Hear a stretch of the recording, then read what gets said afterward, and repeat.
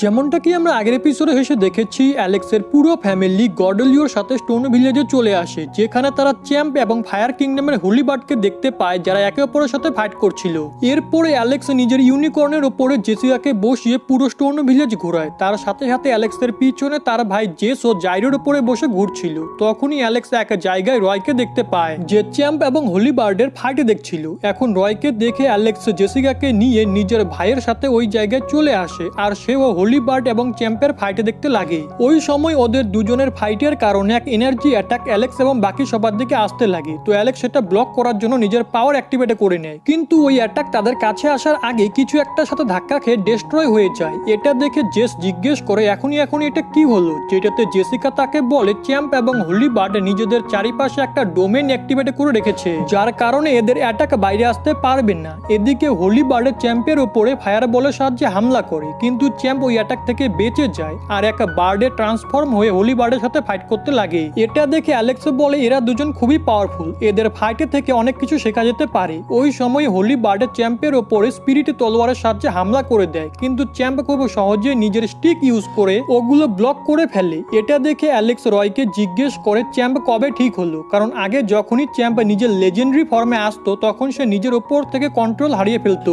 এটা শুনে রয় অ্যালেক্সকে বলে চ্যাম্প গর্ডেলিওর কারণে একদম ঠিক হয়ে গেছে আর তার মেমোরিও ফিরে এসেছে, যার জন্য এ এখন নিজের লেজেন্ডারি ফর্মকে কন্ট্রোল করতে পারে। ওই সময় সেখানে রেড বার্ড চলে আসে, যে বলে এরা দুজন আমাকে ছাড়া ফাইট কিভাবে করছে। তখনই অ্যালেক্স তার সাথে একটু মস্তি করার জন্য তাকে নিজের স্পিরিট হ্যান্ডের সাহায্যে ধরে নিচে ফেলে দেয়, যার পরে ওই রেড বার্ড জেসিকা এবং জেসকে একসাথে দেখে আর বলে তোমাদের দুজনকে একই রকম দেখতে, তাহলে কি তোমরা সিস্টার অ্যান্ড ব্রাদার। যেটাতে অ্যালেক্স রেড বার্ডকে বলে জেসিকা আমার ওয়াইফ আর জেস আমার ভাই।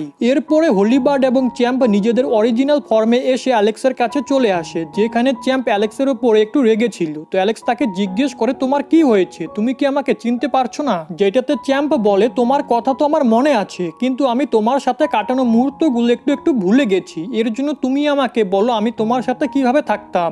এটা শুনে অ্যালেক্স বলে তুমি আমার সাথে ট্রেজার চুরি করতে, পাখির ডিম চুরি করতে, এমনকি অনেকবার তো খাবারও চুরি করেছো।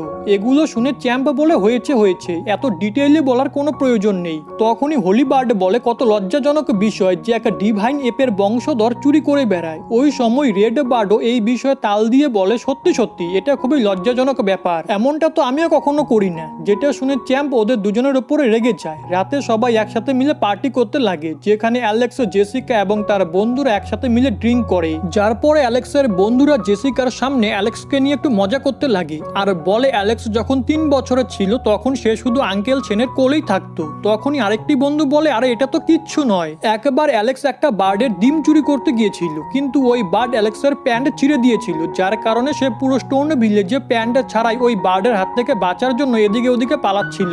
এসবও শুনে জেসিকা এবং জেস হাসতে লাগে, যেটাতে অ্যালেক্স তার বন্ধুদের বলে মনে হচ্ছে তোমরা একটু বেশি ড্রিঙ্ক করে ফেলেছো, এর জন্য এখন গিয়ে শুয়ে পড়ো। এদিকে আমরা হোলিবার্ড এবং চ্যাম্পকে দেখি, যারা এক জায়গায় বসে ড্রিঙ্ক করছিল। তখনই সেখানে অ্যালেক্স চলে আসে। তো অ্যালেক্সকে দেখে হোলিবার্ড জিজ্ঞেস করে তুমি এখানে কেন এসেছো। যেটাতে অ্যালেক্স হোলিবার্ডকে বলে আমি শুনেছি চ্যাম্পের মেমোরি লস হওয়ার আগে ও কোনো মাউন্টেন ট্রেজার খুঁজছিল, আর আমি এখানে সেই বিষয় জানতে এসেছি। তো হোলিবার্ড অ্যালেক্সকে বলে ওই ট্রেজারের বিষয়ে তো আমিও জানি, কিন্তু আমরা দুজন ওটার বিষয়ে তোমাকে কেন বলবো। এটা শুনে অ্যালেক্স চ্যাম্পকে ইমোশনাল ব্ল্যাকমেল করে বলে তুমি কি আমাকে ওই ট্রেজারের বিষয়ে বলবে না, আমি তো তোমার কত খেয়াল রেখেছি, তোমাকে কত ট্রেজারও দিয়েছি। এসবও শুনে চ্যাম্প অ্যালেক্সকে ওই ট্রেজারের বিষয়ে বলার জন্য মেনে যায় আর তাকে বলে মাউন্টেন ট্রেজার হেভেনলি বোনের সাহায্যে তৈরি এক সুপ্রিম ট্রেজার, যার ভিতরে ইনফিনাইট পাওয়ার রয়েছে। এটা শুনে অ্যালেক্স চ্যাম্পকে জিজ্ঞেস করে ওই পাওয়ার কি কোনো বিশেষ ধরনের টেকনিক। যেটাতে চ্যাম্প বলে এমনটা নয়, ওটা এমন একটা পাওয়ার যেটা তুমি কন্ট্রোল করতে পারলে তুমি অনেক ধরনের ট্রেজার টেকনিককে কম্বাইন করতে পারবে, যার কারণে তোমার পাওয়ার অনেক গুণ বেড়ে যাবে। এরপরে হোলিবার্ড অ্যালেক্সকে বলে তোমার কি মনে আছে একবার আপার ওয়ার্ল্ড থেকে অনেক জায়ান্ট এখানে এসে একটা ট্রেজার খুঁজছিল, আসলে ওই ট্রেজার মাউন্টেন ট্রেজারের ম্যাপ ছিল। এটা শুনে অ্যালেক্স চ্যাম্পকে জিজ্ঞেস করে তুমি কি জানো ওই ট্রেজার এখন কোথায়। তো চ্যাম্প বলে আমি ওই ট্রেজার পেয়েই গিয়েছিলাম, কিন্তু অনেক ইনজিওর্ড হওয়ার কারণে আমি অজ্ঞান হয়ে যাই, যার কারণে আমি জানি না এখন ওই ট্রেজার কোথায় আছে। এটা শুনে অ্যালেক্স চ্যাম্পকে বলে যদি তোমার মনে না থাকে তাহলে কোনো ব্যাপার না। এরপরে অ্যালেক্স ওদের দুজনকে বাই বলে গর্ডেলিওর কাছে চলে আসে আর বলে আজকে আমি অনেক বেশি খুশি, কারণ আজকে আমার পুরো ফ্যামিলি আর স্টোন ভিলেজের লোক আমার পাশে রয়েছে। যেটাতে গর্ডেলিও অ্যালেক্সকে বলে আমারও তোমার জন্য যেন ভালো লাগছে, কিন্তু তুমি দ্রুত এসব কিছু ছেড়ে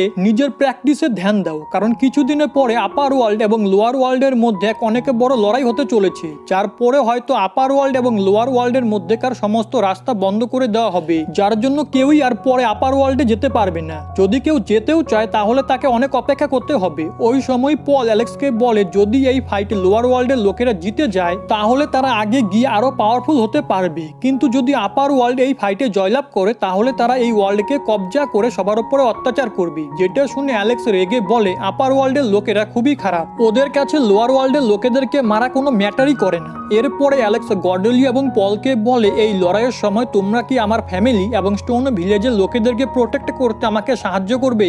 এটা শুনে ওরা দুজনে বলে হ্যাঁ, আমরা এই ব্যাটেলে তো তোমার হেল্প করব, কিন্তু এরপরে আমরা এখান থেকে চলে যাব, কারণ আমরা এতদিন এখানে শুধু লোয়ার ওয়ার্ল্ডকে প্রোটেক্ট করার জন্য ছিলাম, কিন্তু সামনে হতে চলা ফাইট আপার ওয়ার্ল্ড এবং লোয়ার ওয়ার্ল্ডের শেষ ফাইট, যার পর এখানে আর কোনো ফাইট হবে না। এর কারণে আমরাও নিজেদের কাল্টিভেশনের ওপর ফোকাস করার জন্য অন্য জায়গায় চলে যাব। তখনই গর্ডেলিও অ্যালেক্সকে বলে এই ফাইটের পর থেকে তোমাকে নিজের উপরই ডিপেন্ড থাকতে হবে, কারণ আমরা আর তোমাকে সাহায্য করার জন্য এখানে থাকবো না। ওই সময় পল অ্যালেক্সকে বলে তুমিও ফিউচারে আপার ওয়ার্ল্ডে যাওয়ার চেষ্টা করো, কারণ ওখানে অনেক বেশি পরিমাণে ট্রেজার রয়েছে, যার জন্য ওই জায়গা কাল্টিভেশনের জন্য বেস্ট। তার উপরে তুমি যেই ভুটিয়ান হল, গোল্ড কন্ডেনসেশন সেক্ট এবং মাউন্ট পোলোয়ের মাস্টারদেরকে পাওয়ারফুল মনে করো, তারাও নিজেদের পুরো পাওয়ার ইউজ করে আপার ওয়ার্ল্ডের শুধু 10% জায়গায় এক্সপ্লোর করতে পারে।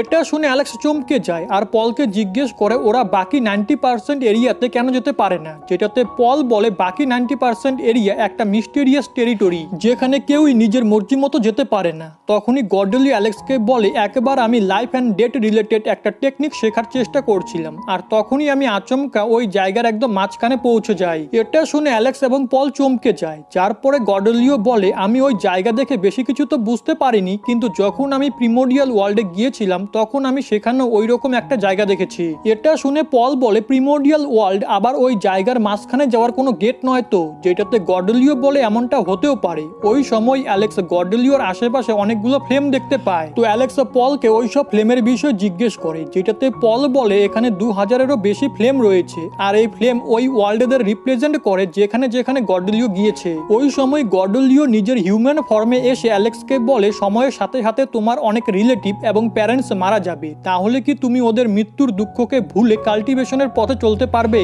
এটা শুনে অ্যালেক্স ভয় পেয়ে যায়, তো পল বলে এতে ভয় পাওয়ার কি আছে, এটাই সত্যি। যেটা শুনে অ্যালেক্স গর্ডেলিওকে জিজ্ঞেস করে আমি কি এই বিষয়ে কিছু করতে পারবো না, যেটাতে গর্ডেলিও বলে করতে পারো, কিন্তু এর জন্য তোমাকে আপার ওয়ার্ল্ডে যেতে হবে। তখনই পল বলে আপার ওয়ার্ল্ডে গ্রো করার এত অপরচুনিটি রয়েছে যে যখন তুমি ওখানে যাবে তখন হতে পারে তুমি তোমার পুরনো বন্ধুদের সাথে আর কখনোই দেখা করতে পারবে না, যার কারণে তোমার মনে শুধু ওদের স্মৃতি থেকে যাবে। কিন্তু এসব কিছু তুমি তখনই বুঝবে যখন তুমি আপার ওয়ার্ল্ডে যাবে, কারণ লাইফ এমনটাই। এর জন্য তোমার ওখানে গিয়ে দ্রুত এটা শিখতে হবে যে যদি তুমি একাও হয়ে যাও তাহলেও যেন তুমি সঠিক রাস্তা ধরে কাল্টিভেশন করতে পারো। যেটা শুনে অ্যালেক্স বলে আমার শুধু একটাই ইচ্ছে যে আমি আমার ফ্যামিলি এবং রিলেটিভদের খুশি রাখতে চাই, এর জন্য যদি সবাইকে প্রোটেক্ট করতে আমাকে আপার ওয়ার্ল্ডে গিয়ে পাওয়ারফুল হতে হয় তাহলে আমি ওখানে অবশ্যই যাব।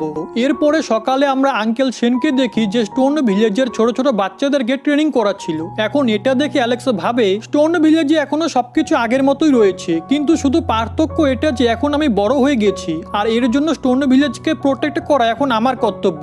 আগে আমরা অ্যালেক্স এবং চ্যাম্পকে ফাইট করতে দেখি, যেখানে অ্যালেক্স চ্যাম্পের ওপরে নিজের গোল্ডেন বার্ড টেকনিকের সাহায্যে হামলা করে, যেটা চ্যাম্প ব্লক করার চেষ্টা করে, কিন্তু এমনটা করতে তার খুবই প্রবলেম হচ্ছিল। এদিকে আমরা বাকি সবাইকে দেখি যারা ওদের ফাইট দেখছিল, যেখানে অ্যালেক্সের মাদার বলে যে অ্যালেক্স আর চ্যাম্প তো বন্ধু, তাহলে এরা ফাইট কেন করছে, এদের মধ্যে কি কোনো ভুল বুঝাবুঝি হয়েছে নাকি? যেটাতে জেসিকা বলে যে এদের দুজনের মধ্যে একটা শর্ত লেগেছে, যে এই ফাইটে হারবে সে অপরজনের একটা কথা মানবে, আর এরা দুজন এর জন্যই লড়াই করছে। এদিকে আমরা চ্যাম্পকে দেখি যে অ্যালেক্সের গোল্ডেন বার্ড স্পিরিটের কারণে খুবই ফ্রাস্ট্রেট হয়ে গিয়েছিল, তাই সে ওটা ডিস্ট্রয় করে সমস্ত মাউন্টেনে ভেঙে অ্যালেক্সের কাছে এসে পৌঁছায় আর তাকে খুব জোরে একটা পাঞ্চ করে। এটা দেখে জেসিকা বলে চ্যাম্পের ফিজিক্যাল বডি খুবই স্ট্রং, যার জন্য এই ফাইট খুবই ইন্টারেস্টিং হতে চলেছে। এদিকে চ্যাম্প তার স্টিককে অনেক বড় করে সেটার সাহায্যে অ্যালেক্সের উপরে অ্যাটাক করে দেয়, কিন্তু অ্যালেক্স একটা শিল্ড বানিয়ে সেটা ব্লক করে ফেলে। এরপর অ্যালেক্স তার পাওয়ার ইউজ করে ওই স্টিককে নিজের থেকে দূরে সরিয়ে দেয়, যার কারণে ওখানে অনেক বড় একটা ইম্প্যাক্ট ক্রিয়েট হয় আর চারিপাশে ধোয়া ধোয়া হয়ে যায়।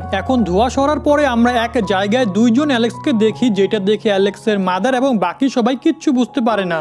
এদিকে অ্যালেক্স চ্যাম্পকে বলে বলে তুমি জেনে বুঝে নিজের ট্রান্সফরমেশন টেকনিক ইউজ করে আমার রূপ নিয়েছো, কারণ তুমি তোমার লেজেন্ডারি ফর্মে আমাকে হারাতে পারছো না। যেটাতে চ্যাম্প বলে তুমি না বরং আমি আসল অ্যালেক্স, আর তুমি আমার রূপ নিয়েছো। এটা শুনে অ্যালেক্স চ্যাম্পের ওপরে অ্যাটাক করে দেয়। তো চ্যাম্পও অ্যালেক্সের সাথে লড়াই করতে লাগে, যেখানে তারা একই রকম টেকনিক ইউজ করার ফলে একে অপরকে সমান সমান টক্কর দিচ্ছিল।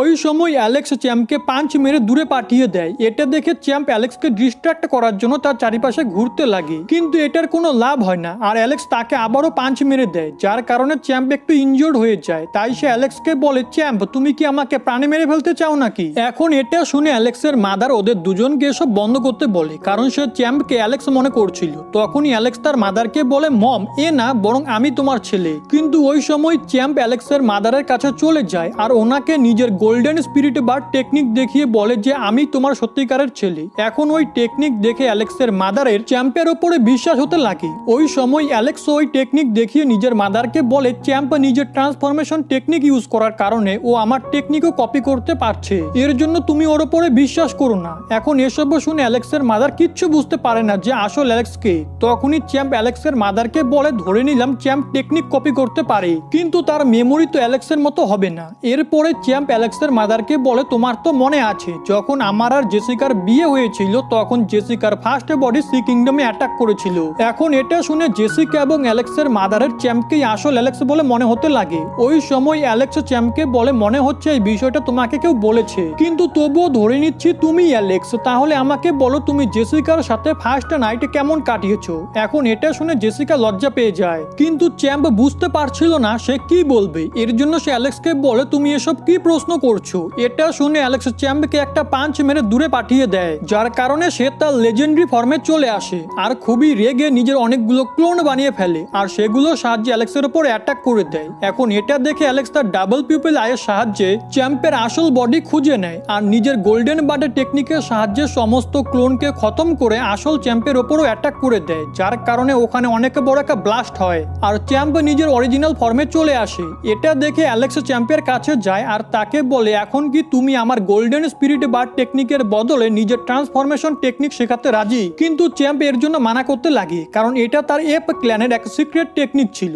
এটা শুনে অ্যালেক্স তাকে বলে, তুমি ভুলে যেও না যে তুমি আমার সাথে শর্ত লাগিয়েছিলে যে যদি আমি তোমার 3 অ্যাটাক থেকে বেঁচে যাই তাহলে তুমি আমাকে ওই ট্রান্সফরমেশন টেকনিক শেখাবে, কিন্তু এখন তো তুমি নিজের কথা রাখছো না। তার সাথে সাথে আমি ওই টেকনিকের বদলে তোমাকে নিজের গোল্ডেন বার্ড টেকনিকও শেখাচ্ছি। যেটাতে চ্যাম্প বলে, এমনটা নয় যে আমি তোমাকে ওই টেকনিক শেখাতে চাই না, আসলে আমার এনসিস্টাররা এই রুল বানিয়ে রেখেছে যে আমরা ওই টেকনিক কাউকে শেখাতে পারবো না। এটা শুনে অ্যালেক্স বলে, যদি এমনটা হয় তাহলে আমি তোমাকে টেকনিক শেখানোর জন্য ফোর্স করব না। তার সাথে সাথে তুমি আমাকে ওই টেকনিক শেখাও বা না শেখাও, কিন্তু আমি তোমাকে নিজের গোল্ডেন বার্ডের টেকনিক অবশ্যই শেখাবো। আর যখন তুমি ওই টেকনিক শেখার জন্য তৈরি হয়ে যাবে তখন আমাকে বলে দিও, কারণ আমি খুব শীঘ্রই সি কিংডমে ফেরত যাব। এটা শুনে চ্যাম্প অ্যালেক্সকে জিজ্ঞেস করে, তুমি কি সত্যি সত্যি সি কিংডমে ফিরে যেতে চাও? যেটাতে অ্যালেক্স বলে, আমি ওই জায়গার এম্পারার, এর জন্য ওখানকার লোকেদেরকে বাঁচানো আমার দায়িত্ব, কারণ খুব তাড়াতাড়ি এক অনেক বড় লড়াই হতে চলেছে।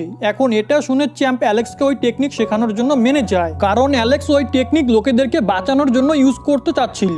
এখন চ্যাম্পকে হ্যাঁ বলতে দেখে অ্যালেক্সও খুশি হয়ে যায় আর বলে, এখন আমি আপার ওয়ার্ল্ডের লোকেদেরকে শানদার টক্কর দিতে পারবো। এরপরে চ্যাম্প অ্যালেক্সের কাছে এসে বলে দেয় যে ট্রান্সফরমেশন টেকনিক কিভাবে ইউজ করতে হয়। এখন ওই টেকনিক শেখার পরে অ্যালেক্স সবার প্রথমে ফায়ার কিংডমের হোলি বার্ডের রূপ নিয়ে নেয়, যার জন্য সে মুখ থেকে আগুন বের করতে পারছিল, কারণ ট্রান্সফরমেশন টেকনিকের সাহায্যে কিছু সময়ের জন্য ওই ক্রিয়েচারের পাওয়ার নিজের মধ্যে চলে আসে। এখন অ্যালেক্স ওই ট্রান্সফরমেশন টেকনিকের সাহায্যে জেসিকার রূপ নিয়ে নেয়, যেটা দেখে জেসিকা রেগে অ্যালেক্সের উপরে অ্যাটাক করতে লাগে। আগে আমরা অ্যালেক্সকে নদীর ধারে মনমরা হয়ে বসে থাকতে দেখি, তখনই সেখানে আঙ্কেল সেন এসে তাকে বলে, এখন তো তোমার ফ্যামিলিও একসাথে হয়ে গেছে, তাহলে তুমি এখন কিসের জন্য উদাস হয়ে বসে আছো? যেটাতে অ্যালেক্স বলে, আমি এর জন্য দুঃখী কারণ আমাকে আবারও সি কিংডমে ফিরে যেতে হবে, এর জন্য আমার স্টোন ভিলেজের প্রোটেকশনের চিন্তা হচ্ছে। এটা শুনে আঙ্কেল সেন বলে, তুমি আমাদের চিন্তা করো না, আমরা অনেক ডিজাস্টার দেখেছি আর সেগুলো থেকে বাঁচার পদ্ধতিও আমরা জানি, এর জন্য তুমি আমাদেরকে নিয়ে কোনো চিন্তা না করে নিশ্চিন্তে সি কিংডমে ফিরে যাও।